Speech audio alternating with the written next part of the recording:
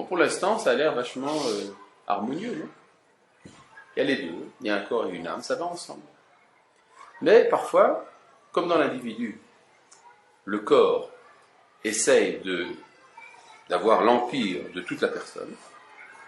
De même, il arrive que dans la société humaine, la société essaye de se détacher de son origine divine. C'est arrivé plusieurs fois dans l'histoire. Aujourd'hui, nous vivons un des moments les plus forts de cette tendance, ce qu'on appelle la société laïque, qui ne se définit pas par rapport au divin. Vous savez qu'avant, sur les pièces de monnaie, il y avait écrit Louis XV, par la grâce de Dieu, roi de France. Et après Louis XVI, eh bien, roi de France par la grâce de Dieu et de la Constitution. Et puis après la royauté, ben, c'était fini. C'est la société qui est souveraine et qui se met à sa tête un régime politique. Plus de grâce de Dieu du tout. D'accord? Alors c'est ce que dit ici le Rav Kook aussi. Omnam, cependant, après que cette dernière soit descendue pour conquérir la terre, elle a, en s'élargissant et en devenant de plus en plus puissante. Et c'est alors qu'elle a pris une existence propre. Et parfois, elle s'essaye, la société nationale, elle essaye sa force, pour se détacher, de sa racine primordiale, de se détacher du contenu de l'idée divine. C'est-à-dire, il arrive parfois que les sociétés humaines essayent de vivre sans Dieu, sans rapport au divin. Oui. Il a écrit ce texte. Il a écrit de son vivant. Son vivant, Avec aucun doute. Bien. Non, parce que tu sais, aujourd'hui, tout est possible. Hein, on raconte telle histoire sur des rabbins.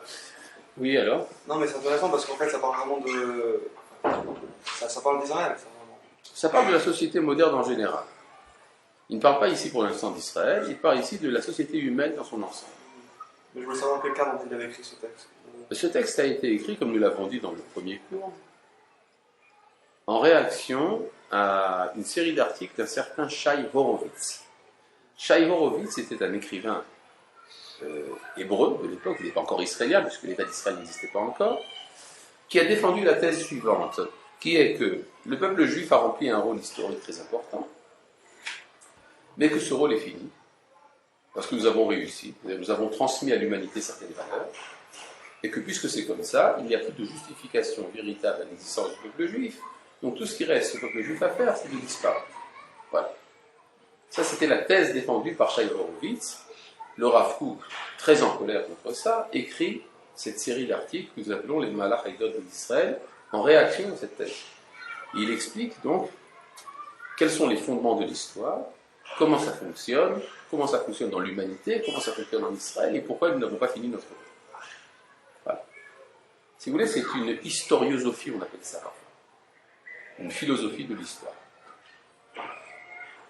Et ce qu'on avait vu dans le cours de la semaine dernière, c'est que le Rav Kook emploie ici des expressions tirées de la philosophie de l'allemand Hegel, qui fait que l'histoire est une sorte de conjonction, de relation permanente entre deux grandes idées, l'idée divine et l'idée nationale. En hébreu, haïdea ha-elohit et haïdea ha-leumit. D'accord?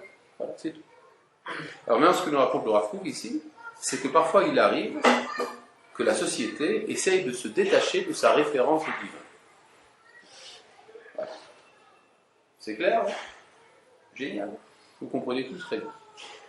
Aval, mais, ein beyad ha-historia ha-enoshit le'arot, l'histoire humaine, historia ça veut dire histoire, oui.